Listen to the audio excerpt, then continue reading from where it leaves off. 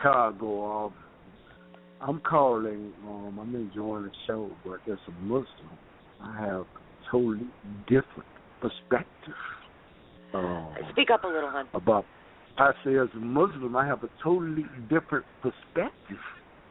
As okay, I'm listening. That Palestine, Israel, should never have been in Palestine because that is Palestinian land. That is something that was given to them. That's like you coming into my house and taking a room that is not rightfully yours because the outsider said that it was okay.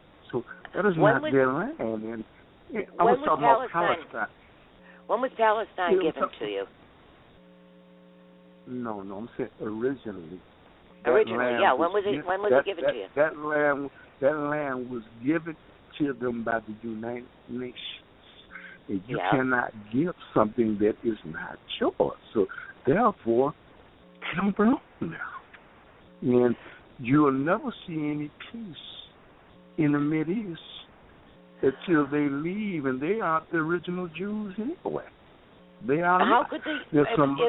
There's someone that just adopted the religion of Judaism because the true Jews are Semitic to the land. And you know what, this being Islam is going to continue to spread. I want to see it spread by love. First of all, not by war, but this being started out with Prophet Muhammad, peace and blessings be upon him, in a little tiny place. And now Islam is the second. Yeah, well, I have a good understanding of Islam. And I know that, there's a caliphate in progress. But what I don't understand is if there were treaties and the UN had to negotiate the land deals and everything else, actually the Palestine area had belonged at one point to Jordan. And Jordan ceded it to end World War II, I can see back in the day, everybody wants to talk about the Crusades and everybody wants to talk about the Persian Empire and all of that. That's back in the day. People have morphed since then. There have been deals. There have been wars. There have been more deals. You got to keep up. This is 2015. So what do we do now? You're right. You're right. The thing is for Israel to exit and go back to wherever they want to, because that's not going to happen. That is Palestinian land, and what, they should exit and go back to whatever countries that they migrated from. And what Hamas, what they're doing is they're like the Black Panthers. Don't you understand, though, in Chicago. After World War II, there was a worldwide consensus. All the leaders of the world signed a consensus that that's where Israel would be. It was all done voluntarily. Nobody stole the land. It was actually ceded. No, it wasn't stolen. It was all traded away and done in treaties and everything else. You got to know your history, man. I know my history. That it was given away, but you cannot give away something that is not yours. No, the people that were in that land, the rulers may have had. Okay, I'm gonna be quiet. The rulers may have had. However, the people that were the rightful owners agreed to this. This was all done legit. Nobody stole anything. The people that lived there did not agree with them, regardless of what their leaders thought. I'm talking about the average Joe. Well, the thing is, Israel exists now. Israel exists now, and it's not going anywhere. So what do we do from this point? I'm not going to say they should be wiped off. I'm going to say they should move. They should exit. They should go back to wherever they migrated from. But that's not going to happen. So let's get real for a second here. Let's get real. It's not going to happen. So now what? Therefore, you would never see any peace in the Mideast. Never. You would never see any peace. There will and that's the problem. Hamas is not going to go for that. Oh. Hamas is not going to go for that. So all right. Let's just say hypothetically Israel does decide to pack up and move. You think that's going to create peace in that area? It isn't. Yeah, I think it will. Of course not. Tell me about Iraq and Afghanistan.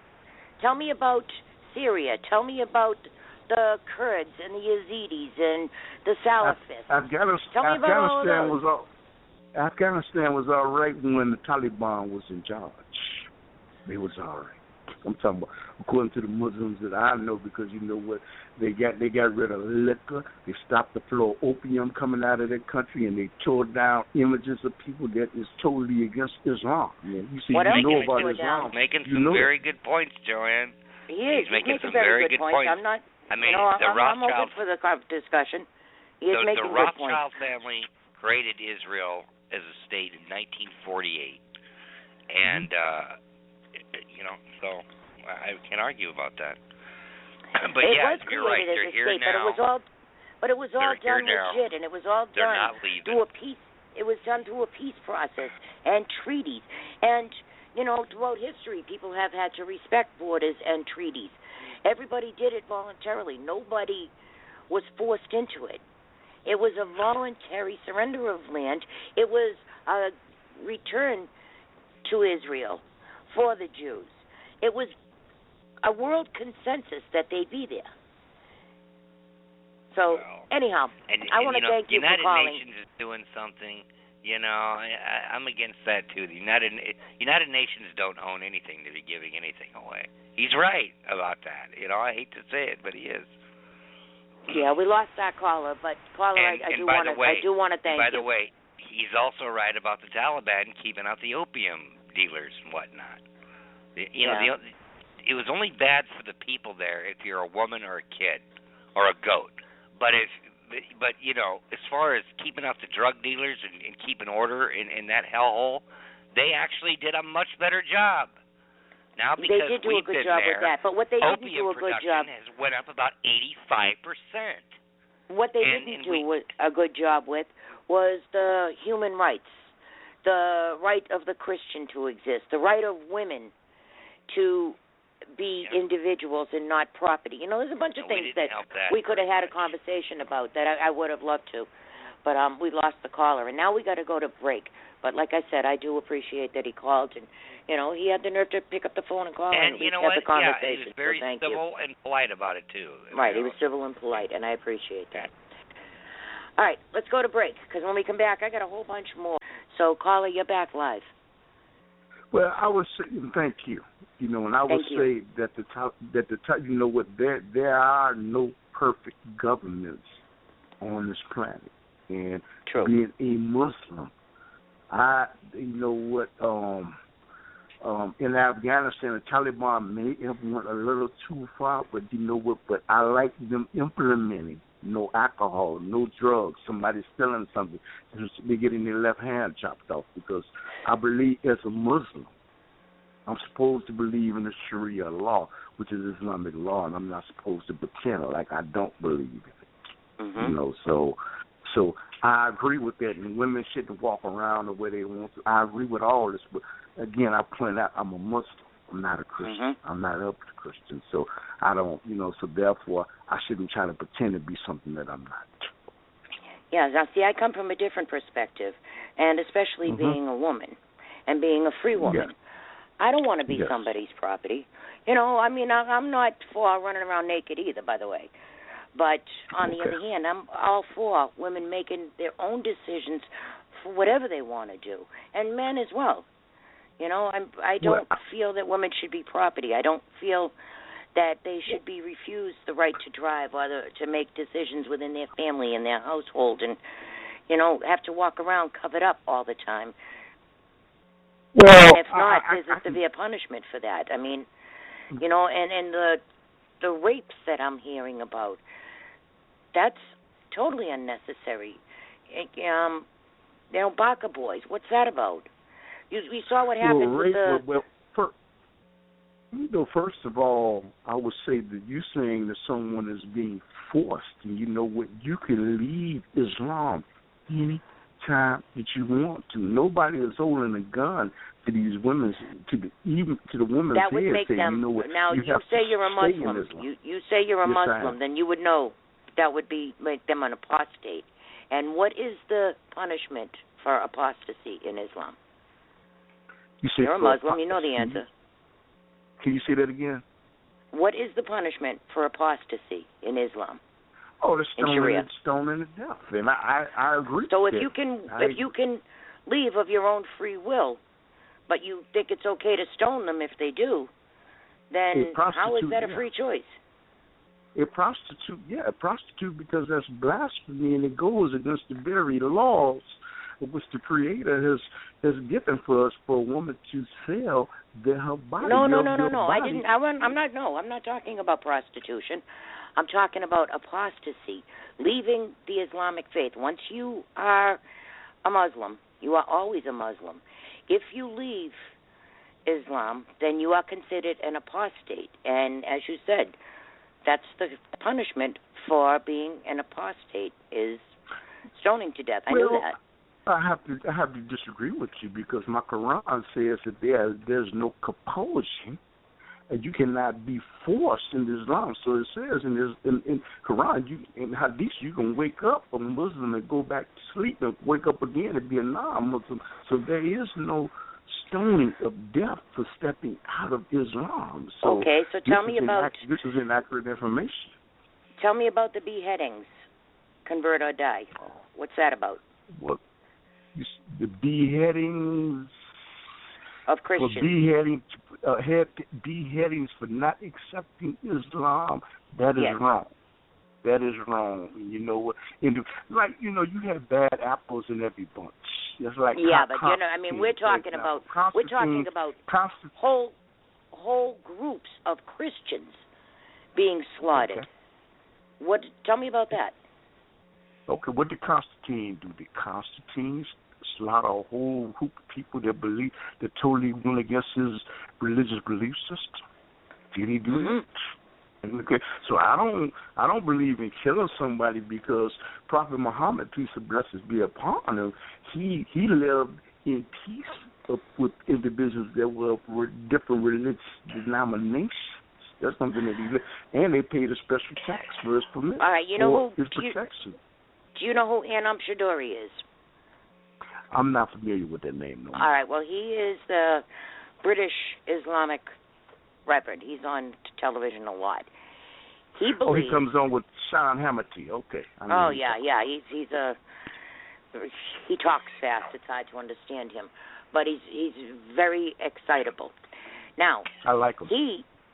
I know you're a Muslim, of course you'll like him, But the things he says. Look what he says about P.M. Geller. He says that she should be stoned. She should be tried and then stoned. What is she doing again? What is she doing to bring? What is she doing that makes him? I did not hear the whole statement, but I don't know what she did for him to make a statement. She fights Islam. She is a Jewish woman, and she's, and she fights Sharia, not Islam, but she fights Sharia. And Anam Shadori says that she should be killed.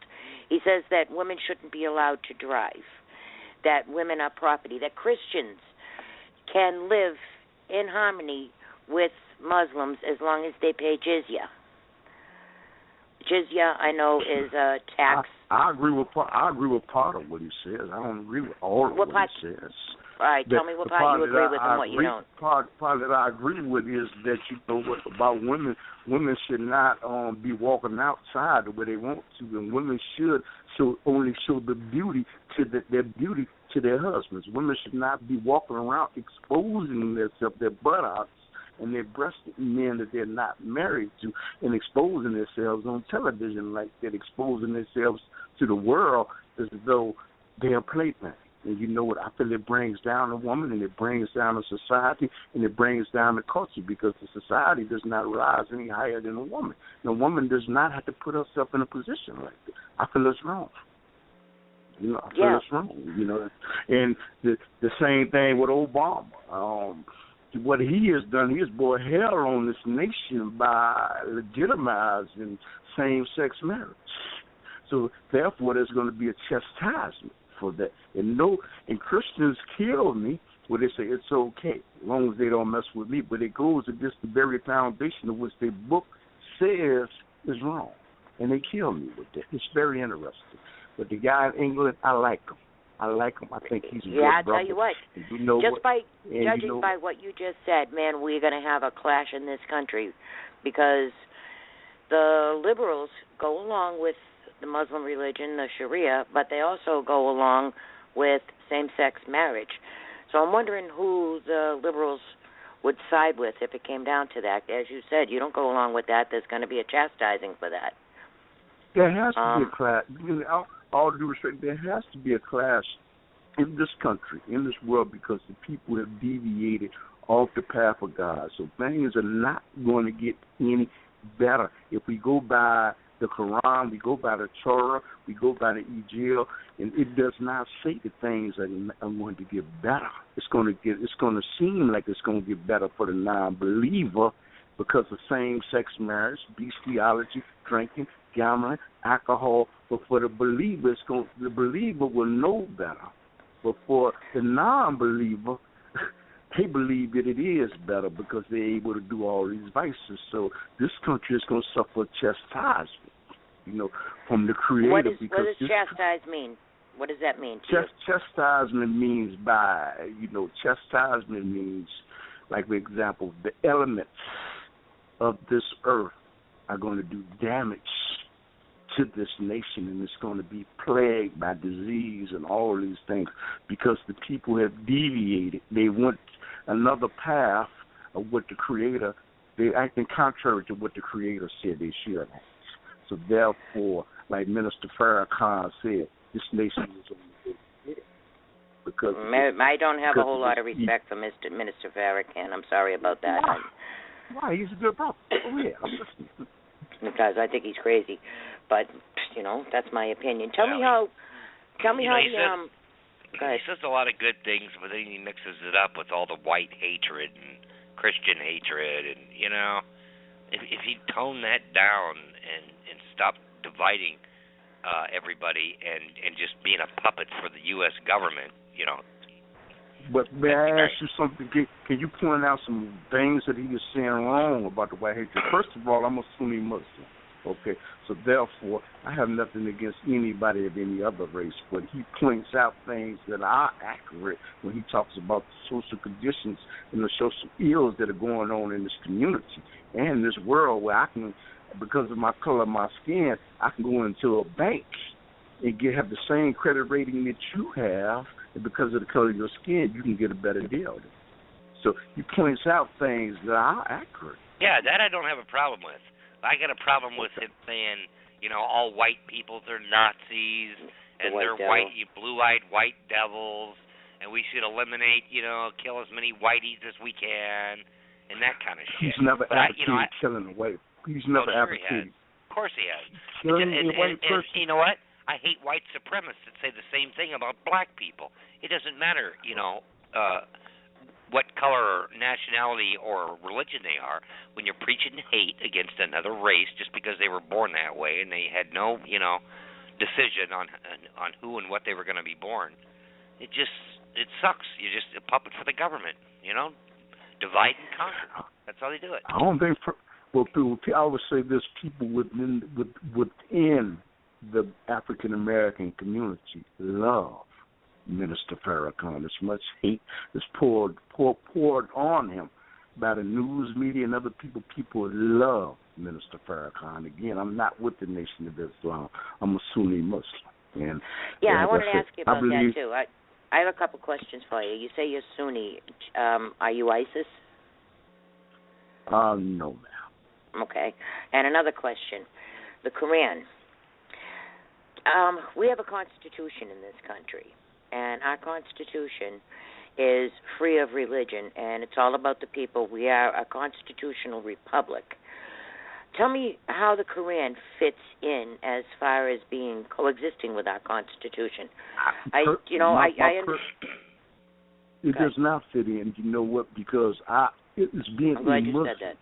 Being a Muslim, I believe that not the Republican Party, not the Democratic Party, I believe that the Sharia law, the Prophet Muhammad, peace and blessings, came after him. I believe that that's the best thing for the people. And like I said, I would be being a hypocrite if I said otherwise. I believe that Sharia law is the best thing. And that's a theocracy. And, we used to have a republic, and now they're pretending like it's a democracy, but all the Muslims want a theocracy, and a lot of, hard right-line Christians want a theocracy. Mm-hmm. And I would be also I would also be lying to you if I told you I did not want to see Islam grow and expand and get larger and larger, where it's the most dominant force in the world. I'm talking about with peace and love. Why I would is be that? lying to you. Why do you want them to be the most dominant force in the world? Because I believe that it offers truth, justice, and reality for the masses of the people. It would eliminate liquor stores. It would eliminate alcohol. It would eliminate drugs. If it is implemented. But you could give that up yourself. You don't have to be mandated into that. If you don't want to do alcohol, you just don't do it. You know, but forcing that on other people, you're taking away their own free will and their own free choice. See, are you American, by the way? I have my last question. I'm American. I'm American, but I'm talking about people coming to Islam by love, understanding, and guidance. I'm not talking about picking up weapons. I'm talking about after they get a realization that Islam is the way. The other religions are not the way. Islam is the way. That's the only. If it's the way, why even is Islam fighting with Islam, the Sunni and the Shia? Why are they fighting each other? Because there was separation with Ali.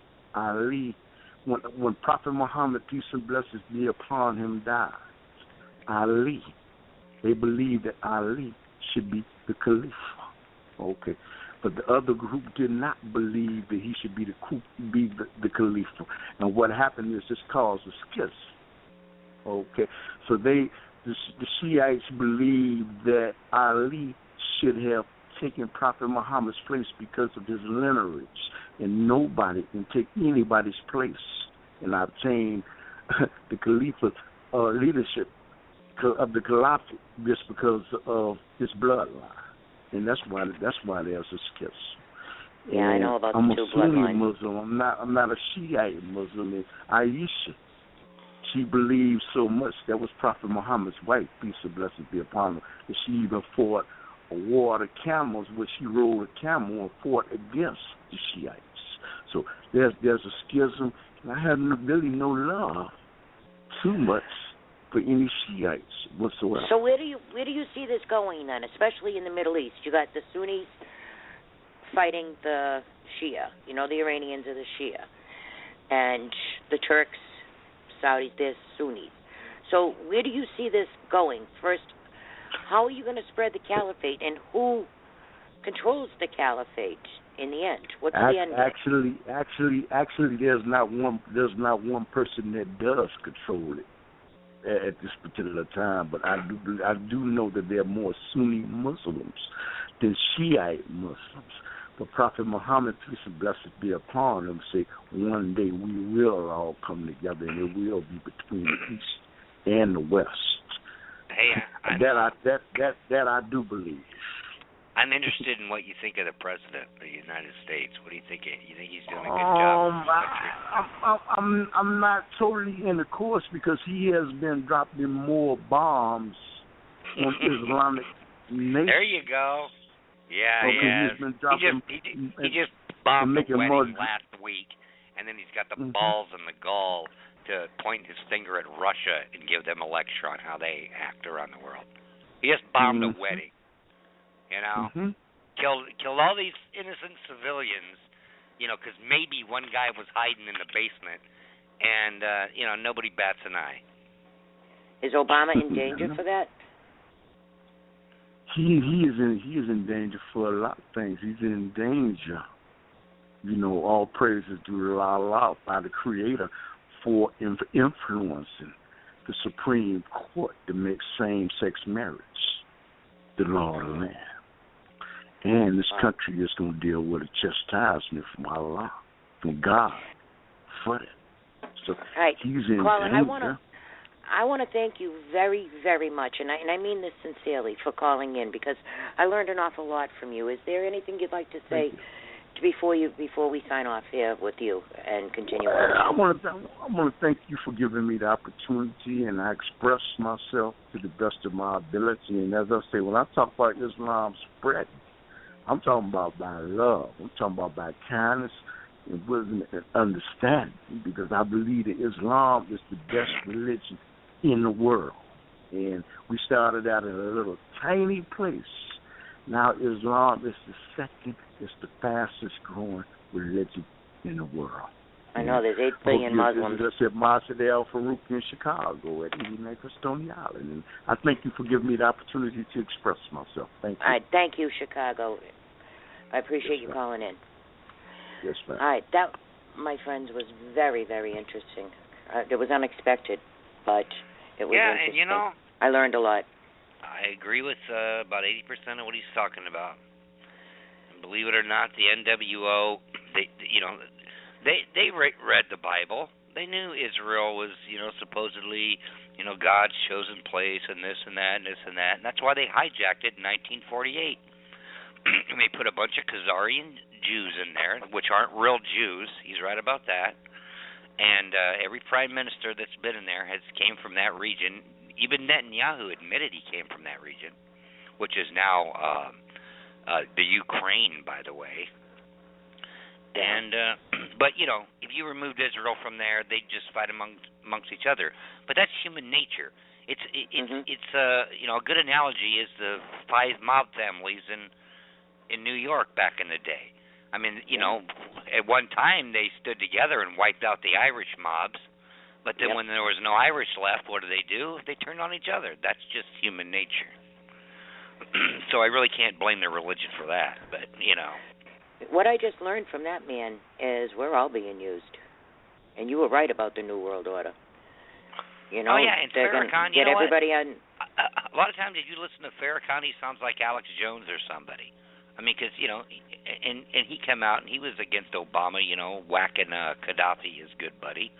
But then, in the same breath, he comes out with all this white hatred, and it's all divide and conquer, and and this is why he's continued to allow to exist, because he does enough for our government and for the global agenda that gives him a pass on everything else. So when he's talking about, the white devil and the blue-eyed devil, that's his, mandated government spiel he's got to go through so he can get away with, raking in, untaxed dollars, millions and billions.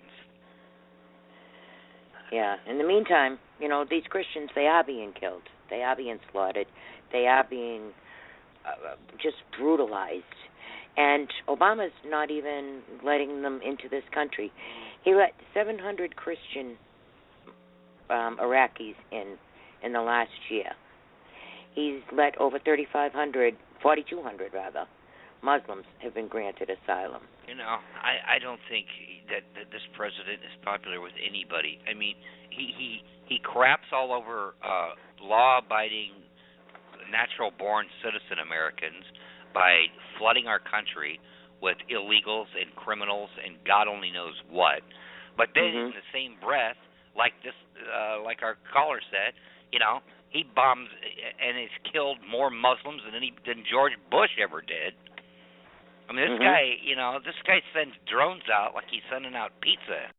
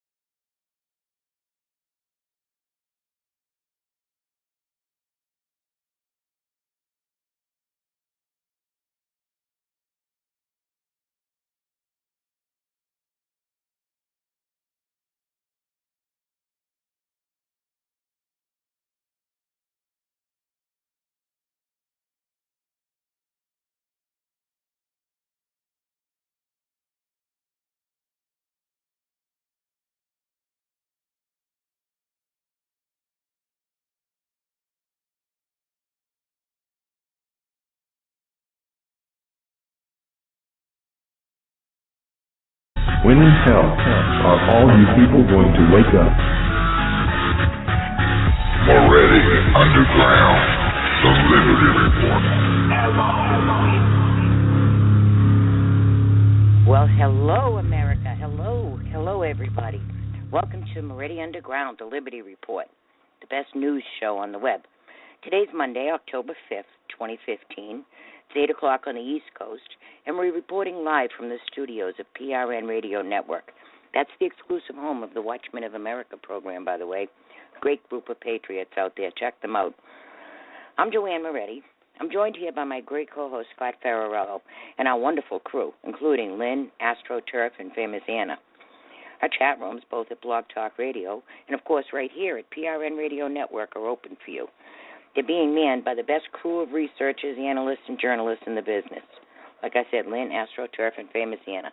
They put all the docs and sources and everything in the chat rooms for your convenience, and thank you for that wonderful courtesy.